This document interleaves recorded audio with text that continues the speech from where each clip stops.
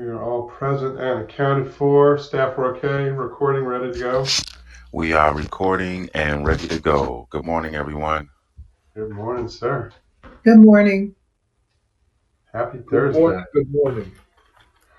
So, good morning, everybody. The time is 10:02. I will call the January 30th, 2025 Planning Board meeting to order. We're joined by Vice Chair Bailey. Ms. Bailey, you can hear and see us? Yes, good. Commissioner Dorner. Good morning. Commissioner Giraldo. Good morning. And Commissioner Washington. Good morning. And I'm Chair Shapiro. Please note that the deadline for all participant pre-registration and for all submission of materials and exhibits was 12 noon on the Tuesday before this planning board meeting. And registered speakers may join the meeting with a link provided in the email provided provided by the planning board office. And of course, you can tune in to watch us via live stream at any time. And if you wish to speak and become a person of record, just look at the information you see on the screen before us. In addition to the commissioners, we are joined by our Associate General Counsel, Ms. Tallarico. Good morning. We also have our Planning Board Administrator, Jessica Jones, and Rhonda Ford, our Technical Hearing Writer. And do we have Ms. Connor, Sherry Connor, our Acting Development Review Division Chief? Yes, I'm present. Okay, good. On for the day. And thank you, Mr. Flanagan and Mr. Cron, for helping us with technology, as always, behind the scenes. We're going to take up the agenda, the order of cases as listed on the agenda, with one exception. We are going to be going into executive session, but we will do that at the very end of the day. So we'll take up item 3B last. And let us start with item 2. I look for a motion to approve the draft minutes from January 16th and January 23rd. Move to approve draft minutes. Second. A motion by Ms. Bailey, a second by Ms. Washington. If there's no discussion, I'll call the roll. Vice Chair Bailey. Vote aye. Commissioner Washington. I vote aye. Commissioner Dorner. Vote aye. Commissioner Giraldo. Vote aye. I vote aye as well. The ayes have it 5-0. Next, we're on item 3A. These are legislative updates, some information, and some action items as well. I believe we have Ms. Borden and Ms. Malcolm Colbert on the line who can talk us through these. Is that correct? Do we? Sorry, say again? Can't hear. मुझे print out दिए थे bank statements के Marudala, Ms. Gupta, we can hear you. Turn your mic और off. कुछ नहीं दिया था Sherry or James, if you could get Ms. Gupta to turn her mic off.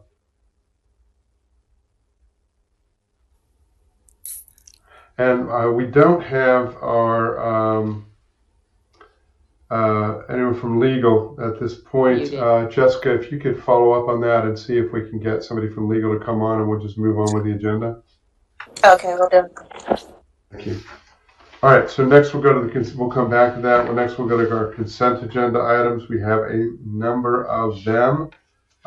Before we have any action, I want to check to make sure that there's nobody from the public or no one from the board who wishes to discuss any of these items.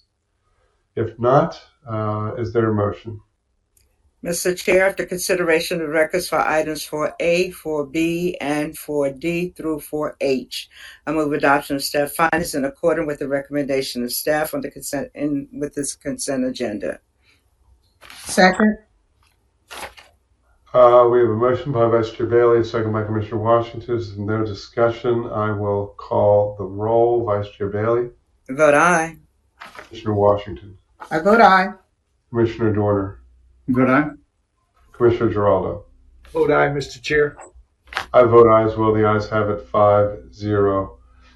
Hey, before we move on, I apologize, but I need to take a 2-minute break. Just a quick 2 minutes. So I'm going to go off camera and we will start up again in just two minutes. Okay. Thanks, everybody.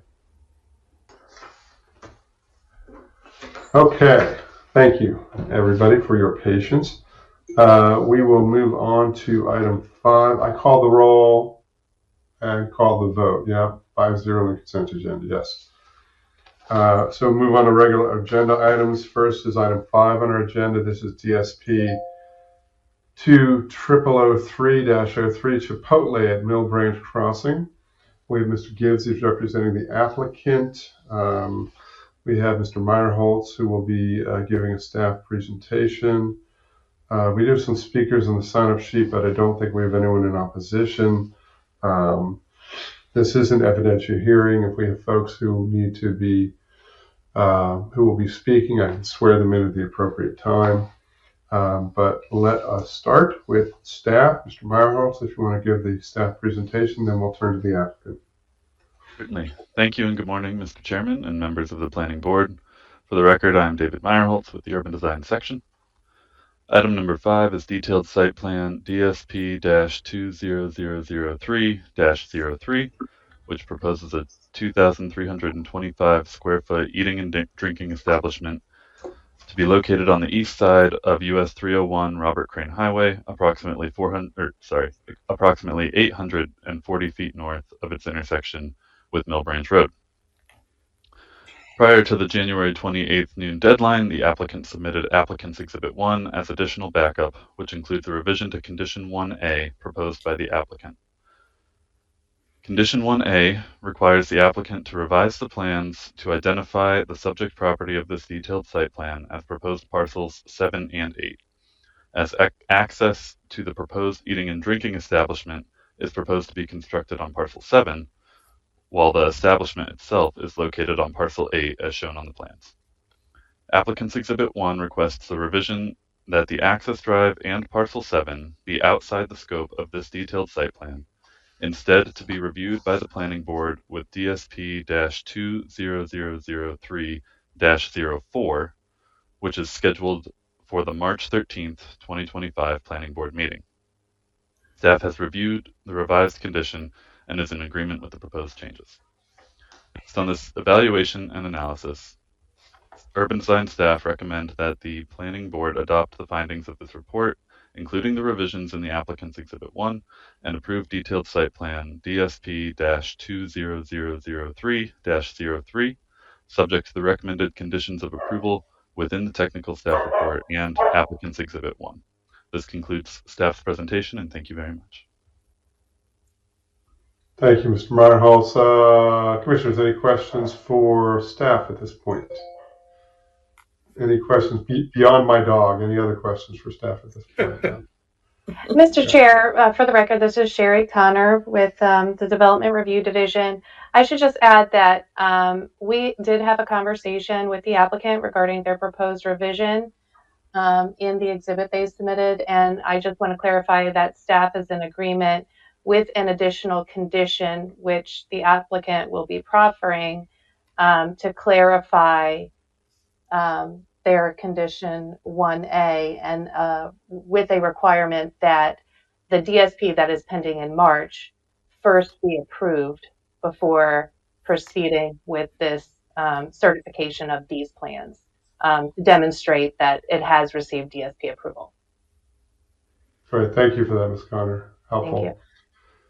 Commissioners, any questions for staff? Seeing none, we'll turn to the applicant. Mr. Gibbs, good morning, and the floor is yours. Good morning, Mr. Chairman, members of the board. Edward Gibbs, an attorney with office here in Largo, and I represent Green Branch LLC, the owner and master developer of Mill Branch Crossing. And Ms. Connor is right. First of all, let me say that I completely understand the initial concern raised by staff, which led to condition 1A. I had a concern relative to including a parcel that's not part of the application, which I discussed, and that prompted the change that I proposed to condition 1A, which I think is still relevant. But staff had raised a very poignant concern, and that is approving this detailed site plan when access to this development is coming through a shared access that's on the next case coming in. All these cases are going to be coming before the board, and so the very next one is an inline retail building. And my client thought that from a transportation standpoint, it would make sense to consolidate the access. And I think everyone agrees that that does make sense, but staff wisely wants to make sure that we don't get ahead of ourselves. And so I was able to have a conversation with Ms. Connor yesterday. And so what I think 1A, as I proposed to revise it in my letter, would stay. And then I think there would be a new 1B, and all the 1B would become 1C, or you could make this 1D if you wish. It just flows more naturally right after 1A. But here's the extra condition that Ms. Connor was mentioning. Quote, and this is all, the preface is the first part of the condition, which says, prior to signature approval of detailed site plan. And so the extra condition would be provide evidence that detailed site plan DSP 20003-04 for proposed parcel 7 has been approved, and that said approved plan includes an access drive which will also provide access to proposed parcel 8, parens the subject of DSP 20003-03, close parens, close quote, which the 03, of course, is the case you have before you today. And again, that next case has been accepted. We've been through SDRC. We have a planning board date. So it's not that it's something that's out there in the ether. It's very concrete, and you'll be seeing it in a few weeks. So with that being said, if I think I read that condition correctly, Ms. Connor, and you can correct me if I'm wrong. Once again, thanks to the staff, thanks to Mr. Meyerholtz for bringing this up in transportation, and thanks for Ms. Connor and her infinite wisdom coming to a solution with me yesterday evening. Thank you very much. Thank you, sir. Team, staff, you're in agreement with Mr. Gibbs, what seemed to be a pretty straightforward explanation, but the language is correct? That's correct. Okay, great, excellent. Okay, colleagues, any questions for the applicant? Don't see any. We have no one who has signed up to speak on this. I will close the public hearing and turn to you all for any deliberation or action. Mr. Chairman, I move that we adopt the findings of staff and approve DSP-20003-03, subject to the condition as outlined in staff's report and is further amended by applicant exhibit number 1 to include the applicant proffered condition as read into the record. Second. Got a motion by Commissioner Washington, second by Vice Chair Bailey with no discussion. I will call the roll. Commissioner Washington. Vote aye. Vice Chair Bailey. Vote aye. Commissioner Dorner. Vote aye. Commissioner Giraldo. Mr. Chair, I vote aye. I vote aye as well. The ayes have it 5-0. Thank you, Mr. Gibbs. Thank you, Mr. Meyerholtz.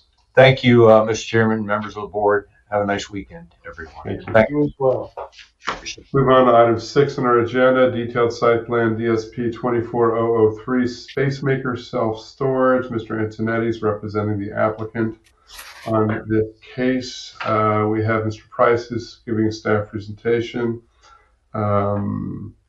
We have, again, a number of folks who signed up to speak, but I believe they're all with the applicant's team. But still, this is an evidentiary hearing, and if we have any testimony, I'll swear folks in at the appropriate time. I don't believe there's any opposition on this, at least nobody's speaking in opposition on this case. And let us turn to staff. Mr. Price. Is it Ms. Price or? Quick sounds check first. Sorry, this is Ho Jung Garland, the supervisor in urban design. Can you hear me? Yes, Ms. Garland, so you're going to be giving the presentation. Yeah, thank you. Unfortunately, Todd's last day was yesterday, so I'm going to be covering for him as his last planning board case. Okay. All right, thank you. Good morning, Mr. Chair and members of the planning board. For the record, I am Ho Jung Garland with the urban design section. This is item number 6, DSP 24003, for Spacemaker self-storage requiring approval for the conversion of an existing 72,144 square foot building to a consolidated storage facility known as Building A, and the construction of a new 58,165 square foot building for a consolidated storage facility known as a Building B, as well as associated site improvement. This application has been reviewed and evaluated in accordance with the prior zoning ordinance and satisfies the applicable requirements, subject to conditions as outlined in the technical staff report. However, staff would like to note a couple of corrections regarding signage proposed for the site, which should be clarified in finding 6 at page 9 of the staff report. A total of 5 building-mounted signs are proposed for Building A and B, and 1 freestanding sign is proposed, which are shown on the building renderings and in the sign schedule on the plans. The signs comply with the signage requirements of the zoning ordinance as outlined in the sign schedule provided, and the elevations and sign details should be updated to be consistent with the building renderings, locations, type, and number of signs. A couple of items to note for the backup. Applicant exhibit number 1. The applicant submitted an exhibit to illustrate how compliance with condition number 1D may be achieved. The condition requires additional loading space to be added to the plans. Further analysis is required during the certification process for the refinement of this location to ensure that a safe and efficient loading and unloading area is provided with these spaces, and that the location provides for adequate turning movement for trucks as required by condition 1J. The applicant exhibit also provides discussion on condition 1H, which requires entrance to individual consolidated storage units to be screened from view by a solid wall. To fulfill the purpose of this requirement, staff agrees a site-tight fence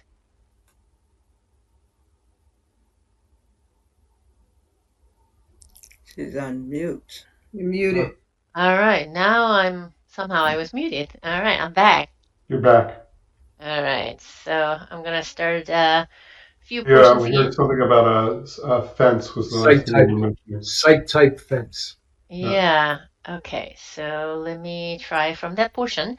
Yes, staff agrees a site-tight fence is acceptable for screening individual storage units from the view of the abutting property.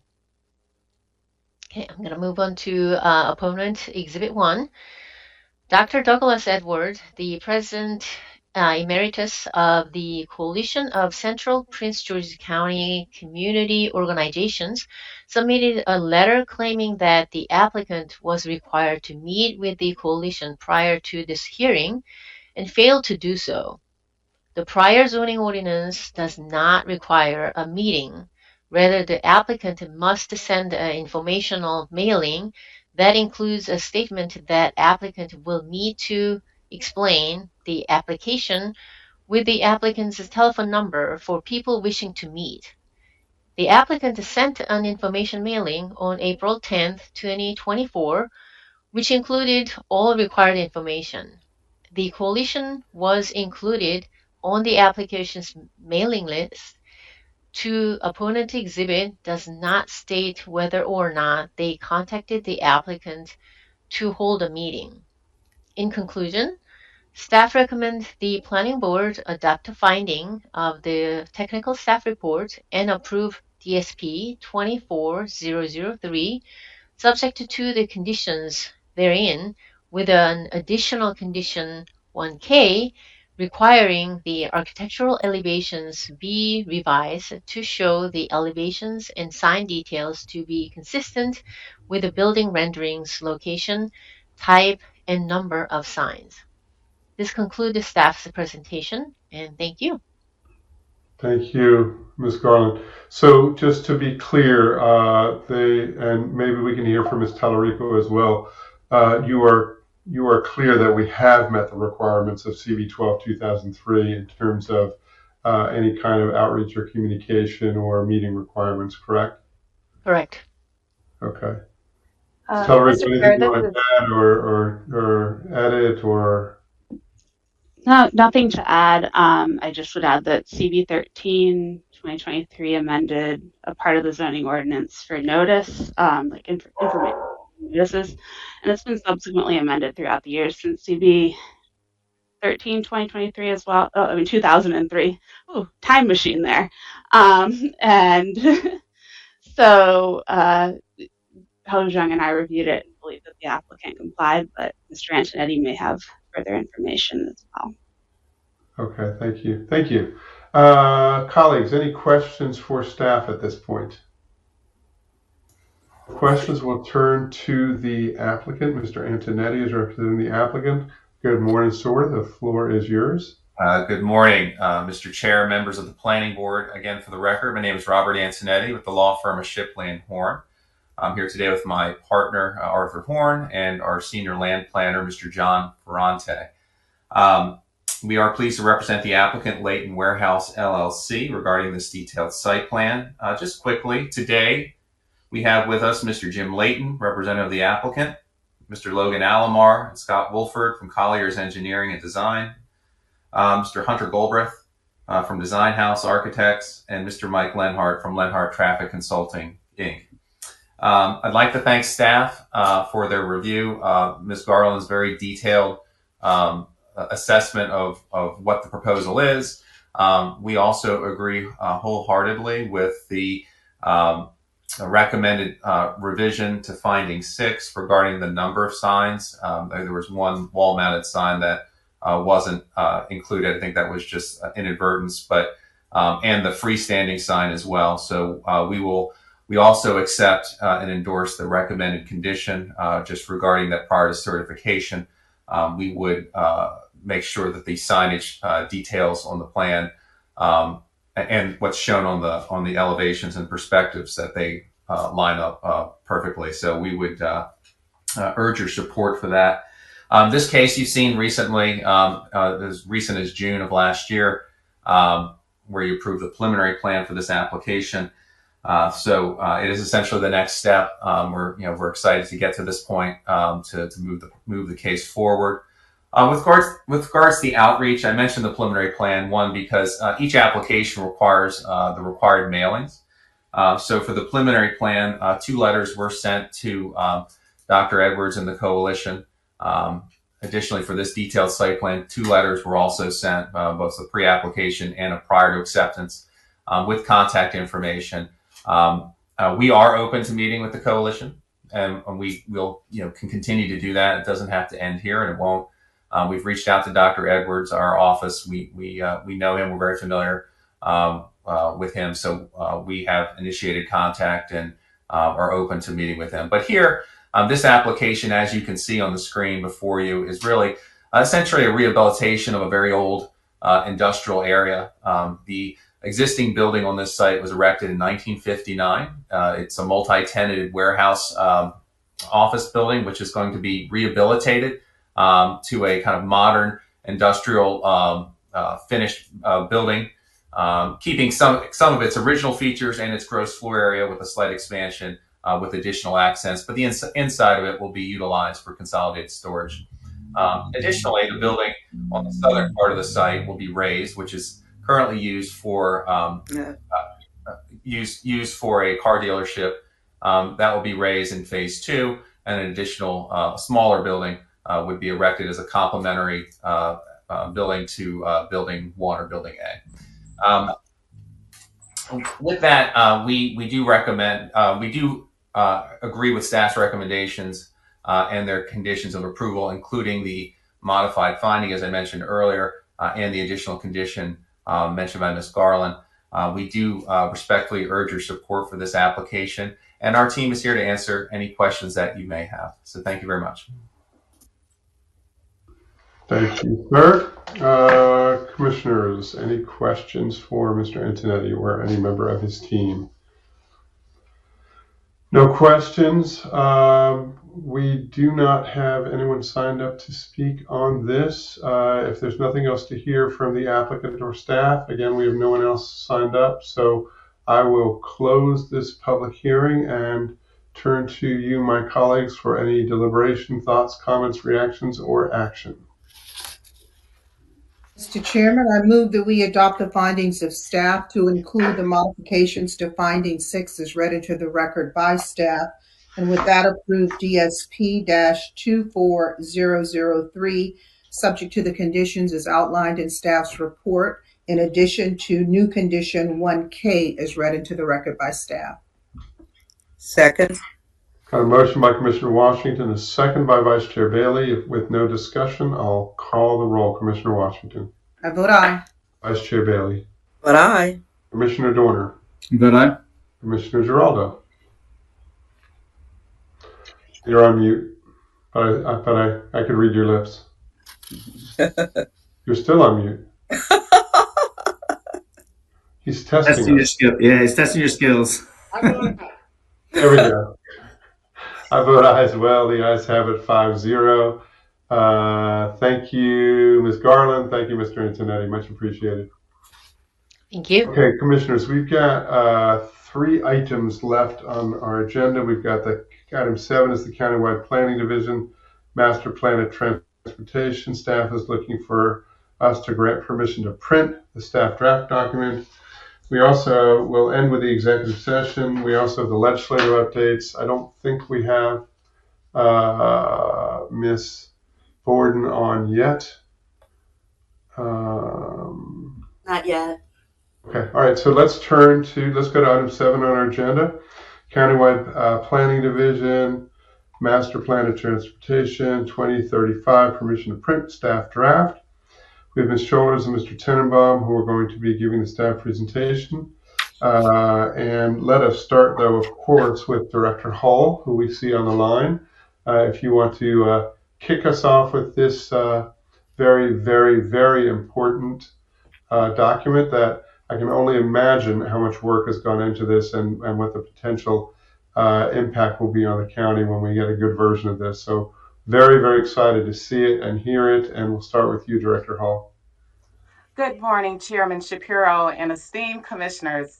Super happy to be here at this juncture with you guys this morning. So I definitely want to give you guys a great overview. We're going to be very succinct with our presentation, but I really want to make sure you guys understand the importance of this plan in addition to all the hard work that has gotten us to this place. It's years in the making. And so that's why I'm here this morning presenting with the esteemed team as well. And so the code requires us to come to the planning board request of approval to proceed to permission to print the draft plan. This draft plan will be provided to the community for a response. It will allow us to do more engagement, and then we'll proceed through the approval and adoption process. But before we get into the presentation itself, I do want to acknowledge several people on the project team before we proceed. So we have, as you guys know, James Hunt, our acting deputy planning director. We have Katina Scholars. We have Crystal Hancock. We have Evan Tenenbaum. We also have our consultants from Fear and Peers, some of the esteemed work that was done behind the scenes. We have Chris Breland here today and Kawasi Donker. I do want to also acknowledge the unsung heroes. And so we were having a lot of meetings over the last few months in the department. We presented to this board a few months ago a kind of a soft launch of this project, but I do want to acknowledge Scott Rowe for his hard work over the last couple years on this project, Robert Gelner, Chad Williams, Hui Zhao, and also Carly Brockington. These are the people that's making this document really look fantastic behind the scenes. So with that being said, I'm going to do a quick overview of just kind of a recap, and then I'll turn it over to Evan to wrap up the presentation. Next slide. So this presentation is just going to touch on 6 different items. And so we're going to just do a recap of what we talked about in 2024. And then we're just going to go through the project overview, our engagement process. We did some wonderful engagement right before the Christmas holidays. And then we're going to segue into the plan elements, the schedule, and then any type of follow-up FAQs that you guys may have with the team. Next slide. So how did we get here? So we're here for various reasons. As you guys know, today we have a plan that's already adopted by the County Council. It's a 2009 approved countywide master plan of transportation. This is our guiding document that we use to look at a lot of transportation improvements. And so as you know, being this is 2025, we now need to make sure this is updated, reflects the latest trends and the latest tools that we can look at. Since 2009, as you guys are aware, we have in 2035 that was adopted in 2014. Since then, over a 10-year period, we've updated multiple master plans and sector plans with your blessing. And so we're capturing that as part of this process. Of course, we also know that we've updated our zoning code last year and also in 2022, and then the subdivision regulations. So 2021, this process initiated. And so since then, there's been a lot of work behind the scenes. There's been community engagement. And so we're now at a juncture that we feel that we have a document that captures the process in a way that we can move it forward. Last year, during the summertime, DPW&T released the Urban Street Design Standards, which is going to be one of the implementation documents as part of the Master Plan of Transportation. And so just for folks from a layman's standpoint, a functional master plan is something that the state requires us to have. And so this process is aligned with the state process. And so we're trying to look at multimodal in a very intentional way, our street classifications, transportation investments, and also seeing what are those enhancements to our robust mobility network. And so per the county code, we're now at a juncture to ask for the request for permission to print. Next slide, please. So as you are very aware, this is a document that is really important and has a single combined place for our policies, recommendations, and strategies.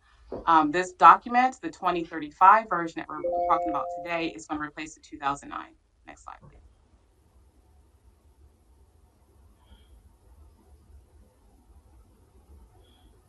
As we wait for the next slide to get advanced, I will just go through what has happened since 2009. So since 2009, we've had 21 master sector and transit district development plans approved.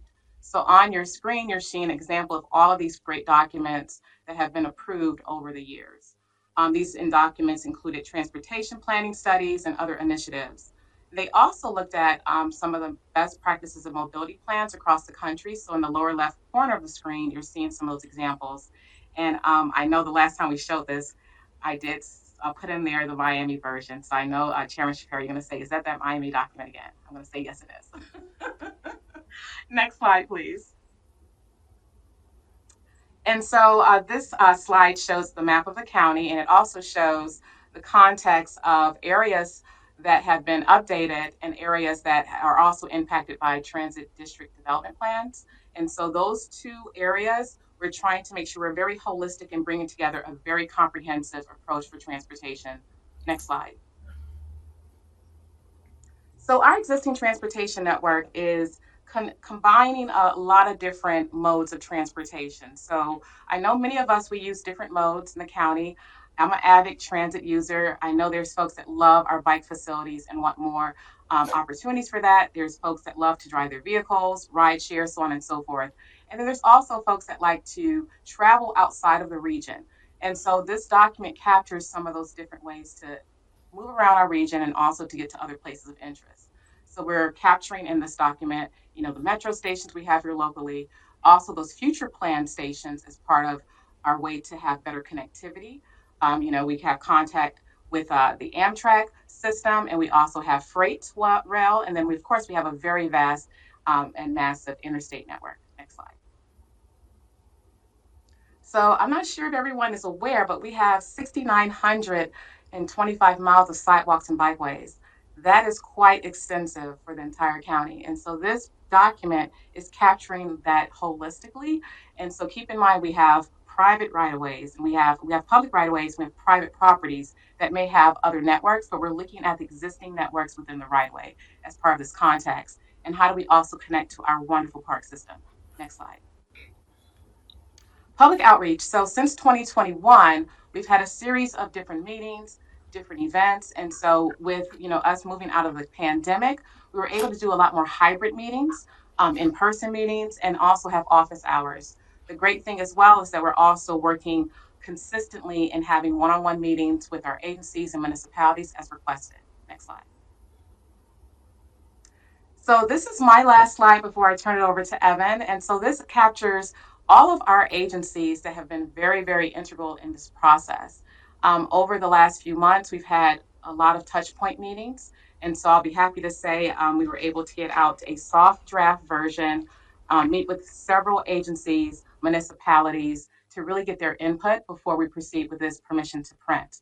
The great thing about this process is that we know that there's a lot of authority figures, agencies that are very connected and making sure we're moving transportation at the state, local, and also county levels.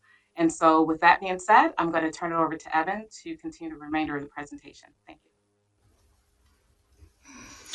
Thank you, Lakeisha. This is a audio check. Are we good? Good. Okay. For the record, Evan Tenenbaum with the Transportation Planning section.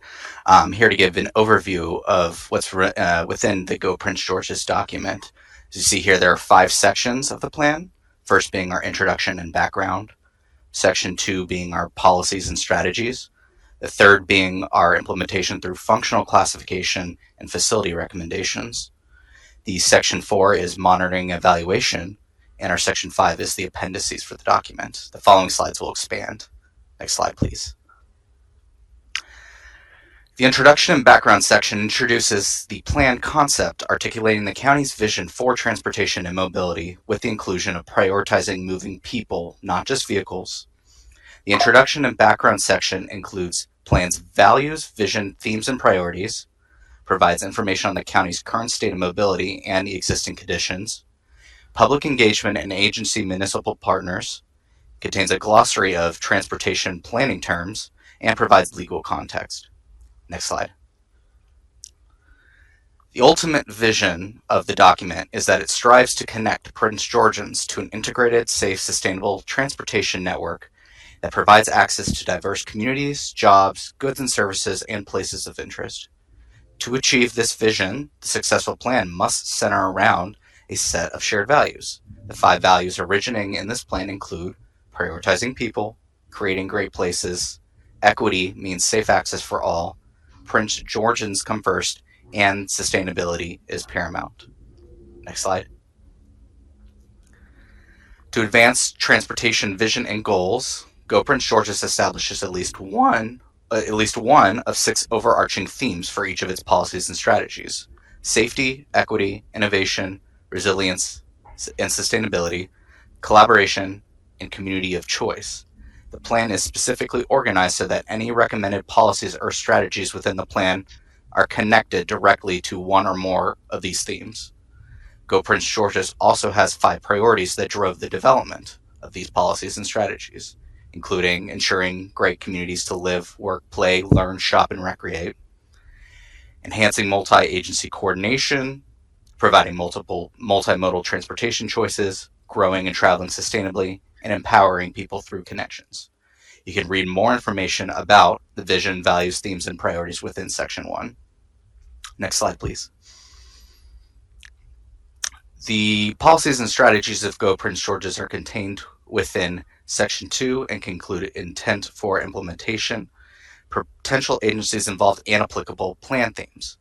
This section provides direction on establishing the multimodal priorities for the county, strengthening policies of accessibility, safety, and connections to and from bicycle and pedestrian infrastructure, and also includes incorporating other emerging transportation trends.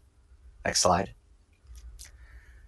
And this is to kind of give a comparison to the 2009 Master Plan of Transportation. A lot of the policies and strategies focus on trails, bikeways, and pedestrian mobility, transit, streets, roads, and highways, and implementation. Go Prince George's does all that, but it also does special focuses on things like micromobility and transportation network companies, parking and curbside management, complete streets, air and water mobility, goods movement, and other emerging topics such as Vision Zero and safety, smart infrastructure, and super or extreme commuters. Next slide, please. Section 3 includes the facility recommendations for streets, roads, and highways, as well as shared use path and trail facility recommendations. This section establishes and refines our functional classification system, the most notable change being the incorporation of the Department of Public Works and Transportation's urban street design standards on several road segments in the county. Below is an example of what you would find in the section for road recommendations, which consists of a table that provides the road segment, the recommended number of vehicle lanes, recommended right-of-way width, the preceding master or sector plan guiding that, and the recommended type of bicycle facility with that road segment. Following these tables are a set of maps which can help guide you in locating the segment recommendations. So you would look at a row on the table and you can flip to the map and find where that specific road segment is located. The section also includes recommended transportation service areas as well. Next slide. Section 4 guides transportation partners and municipalities and other stakeholders in regards towards implementation, including action items on how our system works and potential work programs for implementation, specifying tracking progress by performance measures, lists additional monitoring indicators, and other tools for enhancing efficiency of the network and implementing bodies in the county. Every mode included in Section 2 has action items or work programs with it, including such items as transportation demand management, wayfinding, placemaking, and more. Next slide. The final section provides resources that were used in the creation of the plan and links in resources to be used as guidance for future planning.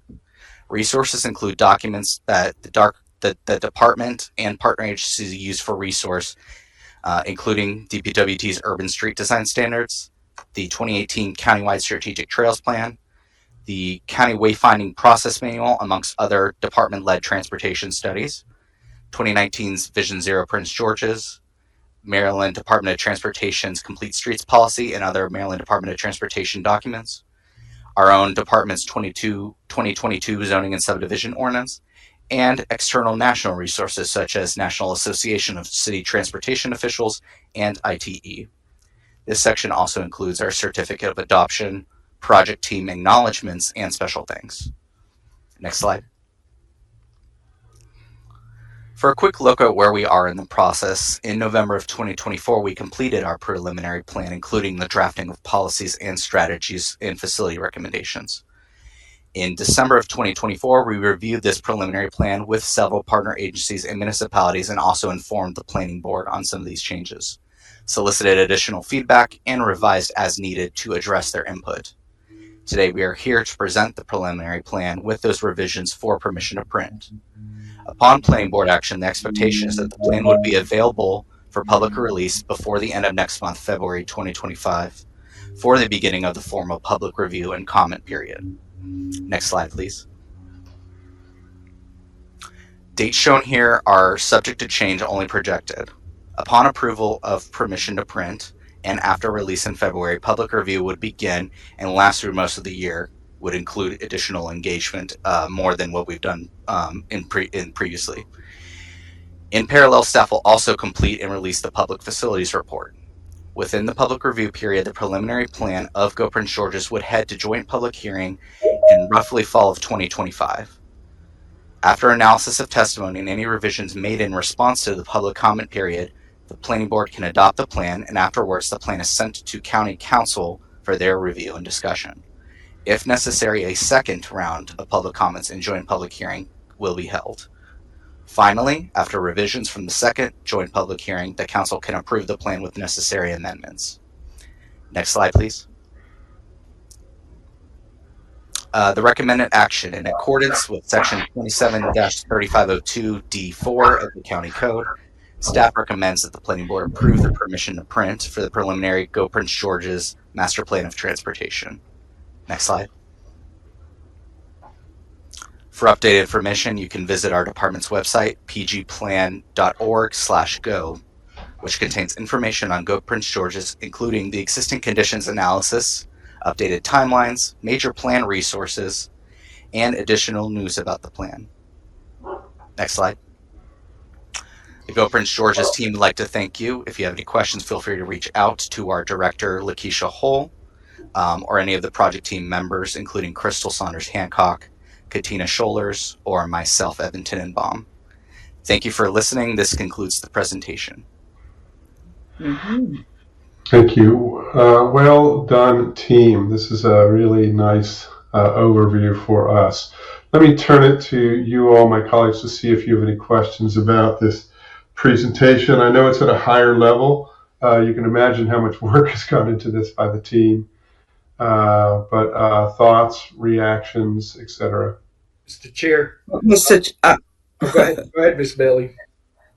I have to admit, Mr. Chair, that initially I said to myself, oh, he's not going to read this whole document to us, is he? But I'm glad you did. It was an excellent presentation, and it captured my attention, and it takes a lot to capture my attention these days. But it was very informative, very well done, and I really do appreciate it.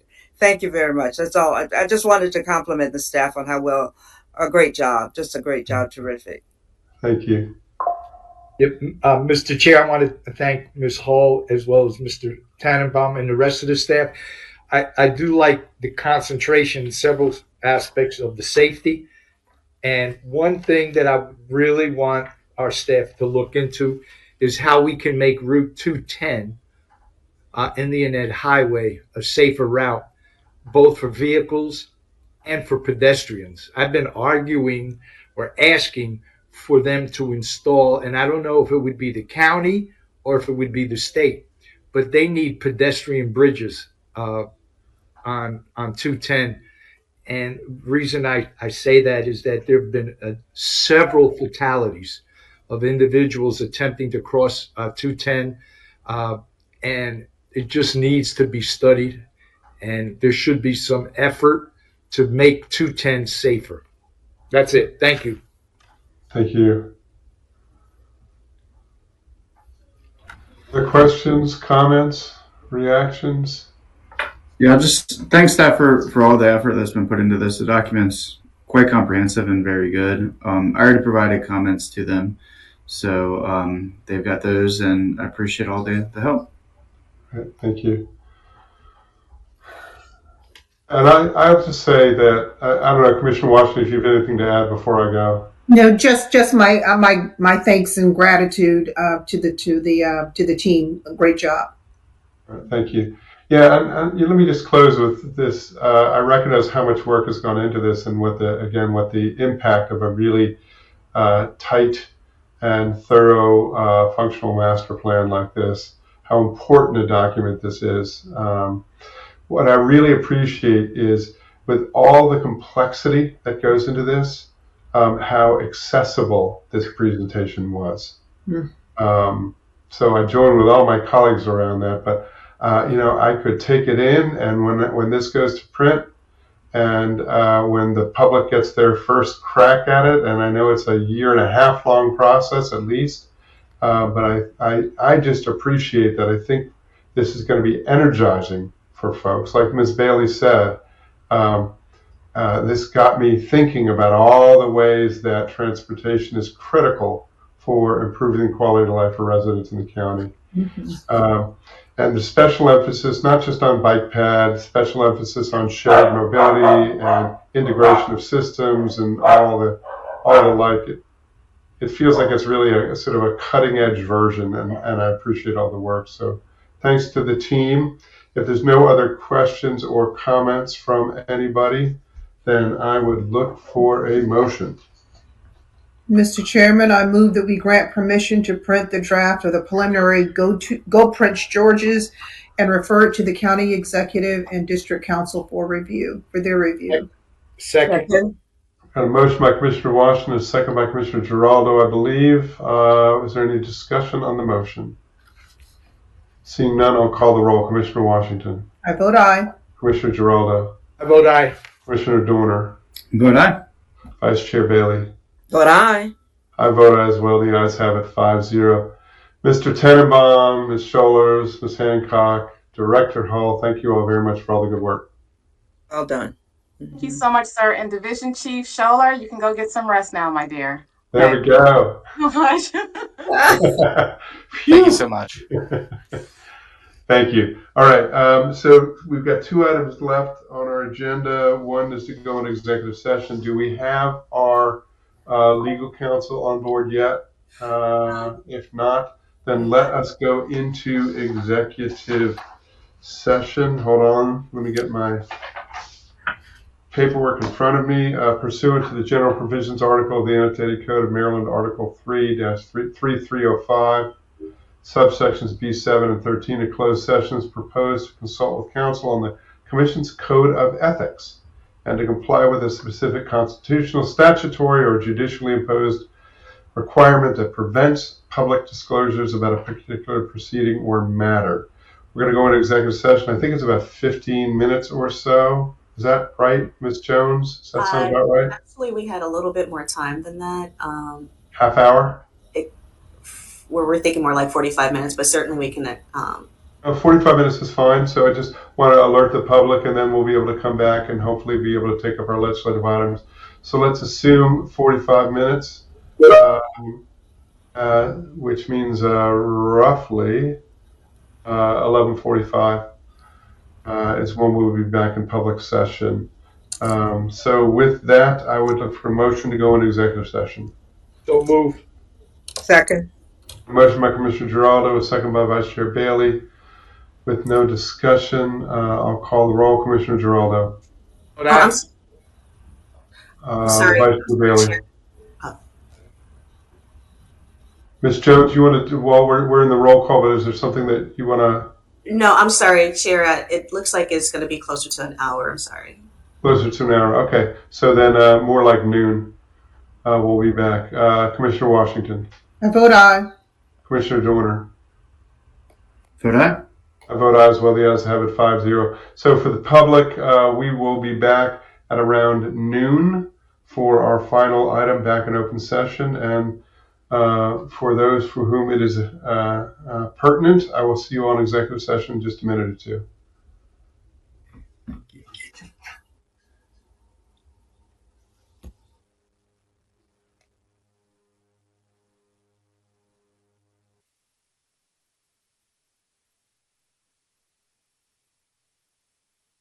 You for folks to gather.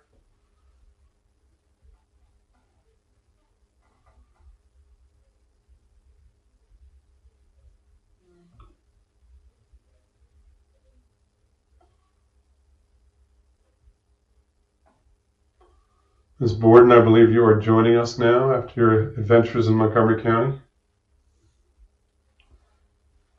You're on mute. Yes, I am. All right, good. Were they nice to you? They were. They just really, really like to discuss. Good morning. Afternoon, sorry. We have Jordan. Do I hear Jordan? Yes, good afternoon. Good afternoon. I believe we have Commissioner Dorner only. He's a hard stop at 12:30. I don't know how much time we have to take, but if he drops off at 12:30, we know why. Okay, well, I think I can. Hold on a second. Let me just make sure. 1, 2, 3, 4, 5. Yep, we're all here. We're back in open session, and we will turn to Ms. Borden, which is item 3B on our agenda. No, 3A on our agenda. Legislative updates. Take it away, Madam General Counsel. Thank you, Mr. Chair. For the record, Deborah Borden, General Counsel. I promise this will not be a long item. Most of these, well, some of these bills actually only apply in Montgomery County. So they're there for your information, but we don't have to actually discuss them. So I will just run through very quickly the ones that do have application in Prince George's. I'll start with SB 58. That is the Parental School Engagement Leave Act. This bill would require local governments, including the commission, to provide employees with at least 12 hours of parental school engagement leave.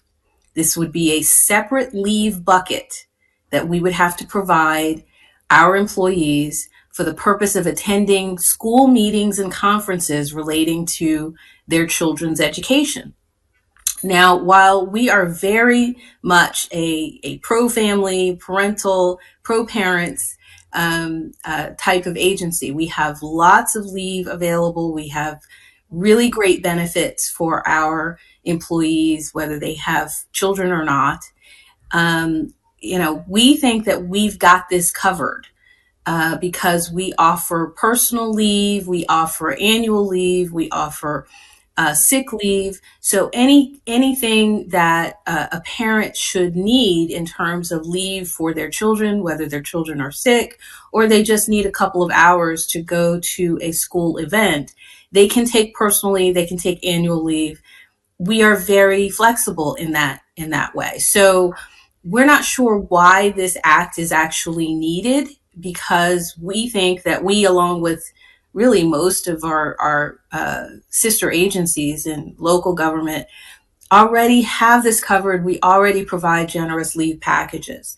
So one of the things we would like to do is maybe reach out to the sponsor to see if there was something in particular that this bill was supposed to address, or was that the sponsor was concerned about, because that might make it more, that might help us to explain it, and maybe we can help her tailor it so that it actually addresses what the issue actually is. We couldn't tell from the language in the bill, and we haven't been able to actually get a few minutes with the sponsor yet, but we're still trying. So in the meantime, we've put together a little informational item. I'm sorry? Who's the sponsor? Senator Benson. The sponsor is Senator Benson. Yes, and we try our very best to maintain good communication with Senator Benson. We have a lot of good track record with the senator. So we've put together an informational item just with things that maybe the committee should consider, like the fact that we already have great benefits, like the fact that this applying to part-time or seasonal employees may be difficult in terms of just administering it. So we put this together for the time being as a placeholder, and we do intend to reach out and see if we can find out what Senator Benson was really after and trying to, what problem she was trying to solve with this. Deborah, is it public and private sector businesses? It's only public sector. Oh yeah, then that really is strange. Okay. Yes. Yeah. Okay. Yes, we thought so. And the other thing that you should know is MACo has actually decided to oppose this bill. So for basically the similar reasons, but they've actually gone into the cost of it. They've got a few counties that are saying this is going to be a little bit too expensive for them, on top of everything else that they have to do, including implementing the new Family Leave Act, which is another state mandated leave that actually comes with a whole insurance program that we have to participate in. So MACo is making the argument that this is a bit too much, and that we already have enough to implement in terms of state mandates on this leave type of issue. So I'll stop there and see if you have any questions. It's just informational. I'm happy to make any changes if you think we need to be stronger, or we can bring it back if you want another crack at it, if you want to actually take a position on it. I mean, I'm comfortable with the direction that you're going. I think it makes sense. I don't know if there's any strong feelings one way or the other. No, I'm very comfortable with that. Where can we find MACo's comments regarding this particular bill? We can send them to you. They're posted on MACo's website, but we can send you a copy. Okay, thank you. Mm-hmm. And I mean, for what it's worth, not to get in the weeds, but my quick reaction is, why wouldn't we say that there needs to be adequate parental leave and that can be if an agency already has administrative leave, just to make sure that that administrative leave can be used for parental leave, which of course it already can be. But it feels like that should be good enough. But whatever, you keep working it, and let us know. Okay. Yeah, my on this. Oh, is I'm that, sorry. Go ahead. So she's a former teacher, which might be why she's thinking about engagement. But you can even use me as an example if you want to just say about like one of the commissioners, because I have a kid who has IEP meetings regularly. And then I have another kid in a different school who will have like regular teacher meetings and stuff like that when they have the check-ins. I don't use 12 hours a year for that. So I think that's excessive, and I have leave at my other job that I could take for these kinds of activities already, as I assume we do as well for like admin stuff. The only challenges as a parent right now is when schools actually decide that they're not going to open on time and everyone else has to go into work. So if they want to resolve like some of those things, I think that's been the hardest thing this winter is when schools decided they're going to open up 2 hours early, but everyone else has to show up at their regular jobs. Like, what do you do with your kid? That if they can get teachers actually in the classrooms doing their jobs, then that would be great. Or if they can get teachers to not take off other days, because we had early starts and then early dismissals for school weather, and then teachers still have professional development stuff. It's like if they want to work on that, they need to push back against the unions and find other ways to accommodate people who have to work on their regular jobs and can't make last minute decisions like teachers apparently are being granted. So I understand the idea of being involved with this, but the practical thing is that for parents there are far other challenges that would be nicer to address or figure out. And I don't think this is solving what it's probably intending to solve, because I feel like I can get fully engaged in different ways. Yeah. And the interesting part is this bill wouldn't resolve that issue at all, because this leave could not be used for that purpose. If your child's school is 2 hours late, no, this is only for meetings and conferences.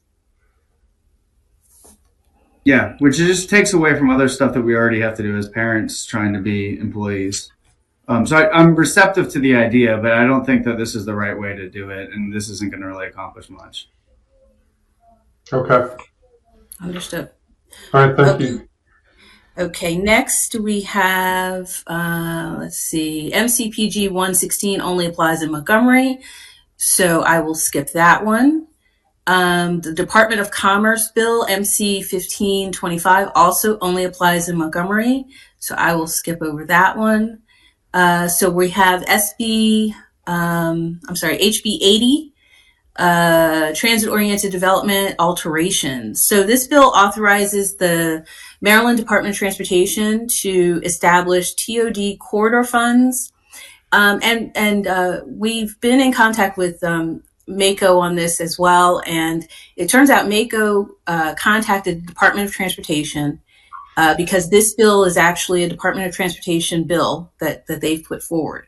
So the Department of Transportation says that the TOD corridor funds that they want to establish would allow different jurisdictions who utilize the same transportation corridor. Think Maryland 301. Different jurisdictions could establish a corridor fund and have a special taxing district that runs along that corridor that would then put revenue into the fund to pay things like bonds, things like federal loans, anything that needs to be paid for that corridor that runs through several jurisdictions. So that's their idea, and that's why they're setting this up. Who would administer it? Well, that's not entirely clear. It looks like it would be administered out of the Department of Transportation. But yeah, I mean, I think there are a number of details that are really not in the bill. That's a big detail. Yes. There are a number of details that would still need to be worked out. so the bill also would alter the authority of local legislative bodies to regulate the land use located within a half mile of transit stations. Now, the bill uses the term rail transit, which is not actually a defined term anywhere. So that's one thing we think they need to define rail transit. The other thing is that the bill as drafted doesn't actually apply in Prince George's or Montgomery counties because they put it in a section that doesn't apply to us. So we don't know if that was done on purpose or if that was an oversight, because the bill seems to be a continuation of the governor's push for affordable housing, mixed use development around transit, the types of things that we have been doing in Montgomery and Prince George's counties for years. And so it does seem as though the governor and the governor's administration are looking for ways to either encourage or require other counties to do that too. They're not really looking for us to do it because we've been doing it. We've been looking to do that. So we're going to, again, this is drafted as informational. We're going to reach out to the Department of Transportation as well as MACO to see if we can answer some of these questions that we have about this, whether it was intended to apply to us, and what they are really focusing on in terms of this limiting the land use authority around within a half mile of rail stations.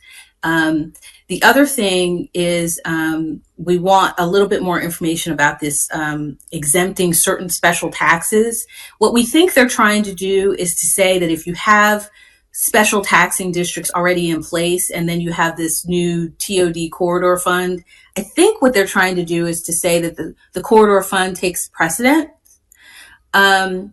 But we want to verify that because the language is a little fuzzy and we're not really quite sure what they're talking about when they're talking about exemptions of certain special taxes.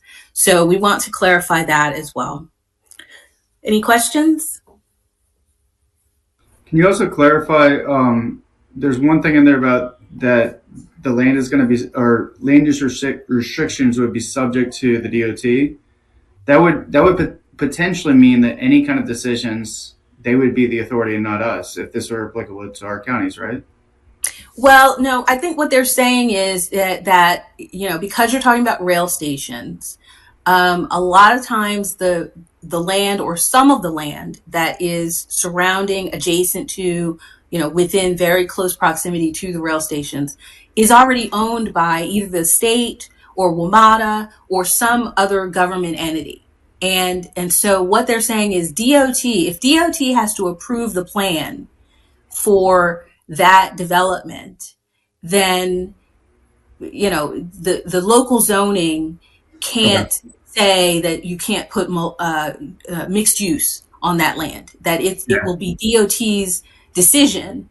And even if the local code says, we wouldn't normally allow mixed use on this land, DOT can override that. But if DOT has control of the land to begin with, that's already true. Yeah. I mean, because of state preemption, it's already true that local zoning wouldn't apply. So again, there's a bit of confusion, I think, as to what they're really trying to get at, other than the fact that they really want to make sure that every place in the state that they're maximizing as much as possible the mix of uses and the ability to do multifamily around TOD. Okay. Yeah, the one question I think, and I'm going to have to jump in a second, but I like on this bill how they had no parking minimums. So that's cool. That's great that they're getting rid of those. We've had trouble trying to do that. The other thing that I don't know practically how it would be is that you can't preclude any mixed use development within half a mile of a rail station. So we've got up in Riverdale, the MARC station right there. I would assume that would qualify. And there are some challenges with the local development board in Riverdale who's hearing the cases and not us, we're preventing the mixed use development there from coming through because of affordable housing. This may be not because there was an accident and the building was demolished. So I don't know what's going to happen, but I'd be interested in knowing, would that then apply to those kind of situations where that board wouldn't be able to actually preclude that kind of a development from coming in there? And if you Well, it would that I'd be interested in knowing. It would depend on two things. Right now, rail transit is not defined in the bill, so that needs to be defined. MACO has proposed a definition that would not include commuter rail.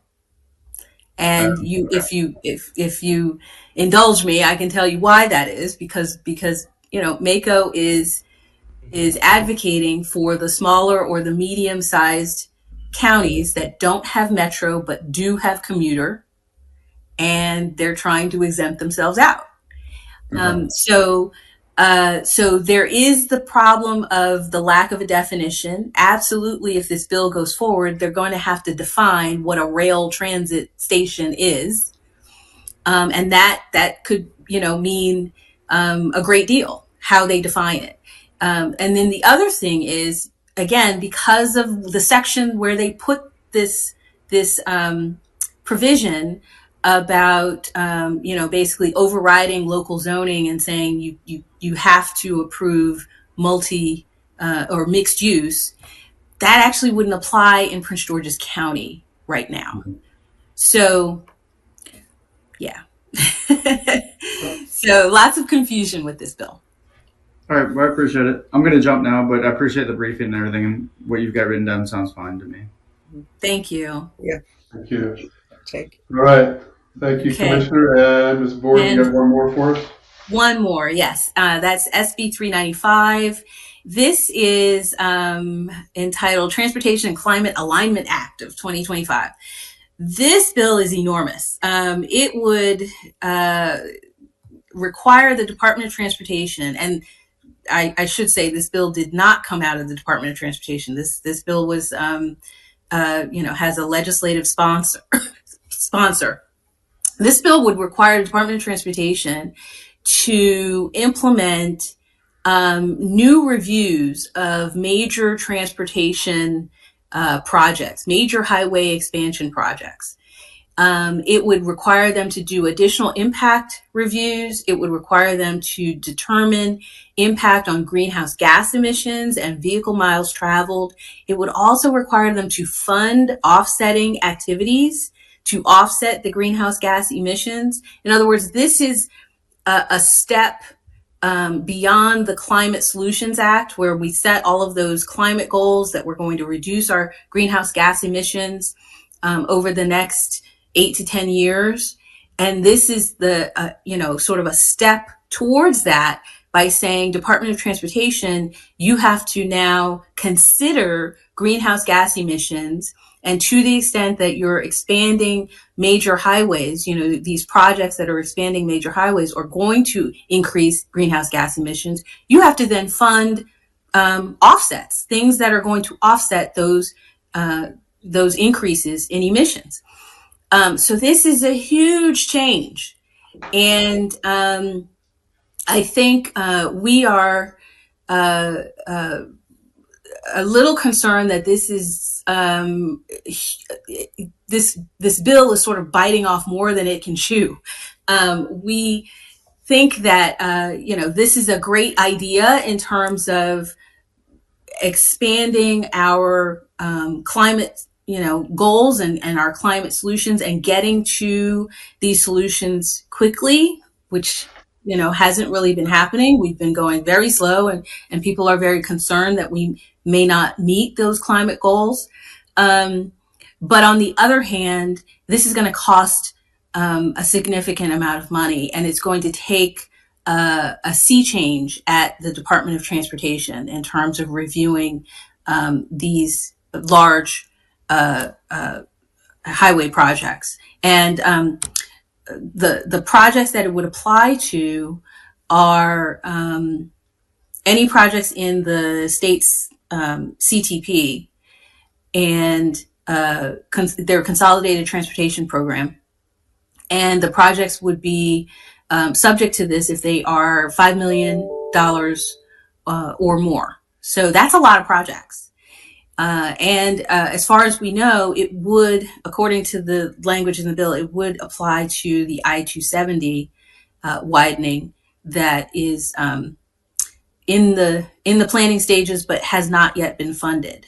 So this would be a fairly big lift for the Department of Transportation, and it would certainly impact us in Prince George's and Montgomery counties in terms of our planning for these projects.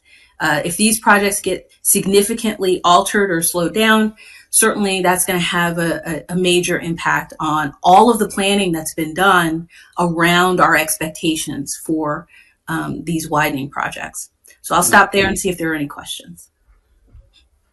It feels like a pretty massive unfunded mandate. Yeah, well said. As they try to find another $3 billion. Exactly. It's very ambitious. Yeah. Correct. Yes. Who are any sponsors of this local? Do you know who the sponsors are? Jordan, do we know who the sponsor is? I can't remember. Yeah, I'll have to pull it up really quickly. 1 second. I know. Gosh, I think the sponsor is, I want to say Baltimore, but I'm not sure. Just want to make sure it's not a Prince George's senator, just so we can be mindful of the politics of it as well. Right. Yeah, I don't think it is. I'm sorry. $395. Delegate Edelson, does that sound right? Here it is. Yes, Delegate Edelson. Yeah. Who is, I think, Baltimore. It's Baltimore. Yeah. Edelman and Guile. You talking about $395, right? Yes.